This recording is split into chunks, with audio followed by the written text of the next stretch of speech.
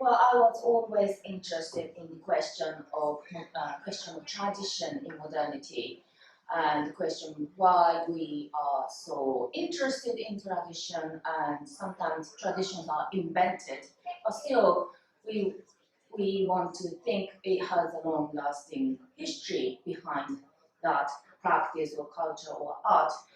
And, and I was quite simply curious why people need tradition.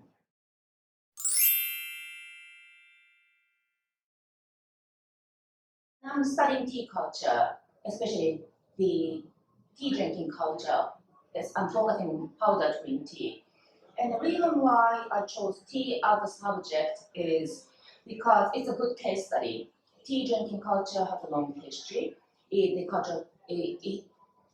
developed into a form of art in 16th century, which means the craft itself predates the modern period, but still it's relevant. Or some say it's not relevant, but it's still there. I mean, tea culture, tea ceremonial culture is quite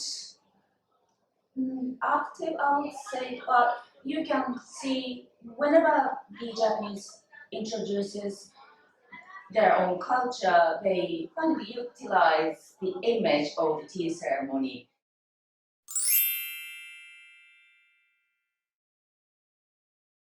My interest is in the change, how people change their view on the tea ceremony and the transformation of tea practice itself in the period when Japan was changing, which namely the Meiji period, when the old regime was thrown away by a group of samurai, and those samurai introduced a new system, but still they kept some of the old traditions, and some are abandoned, some are kept.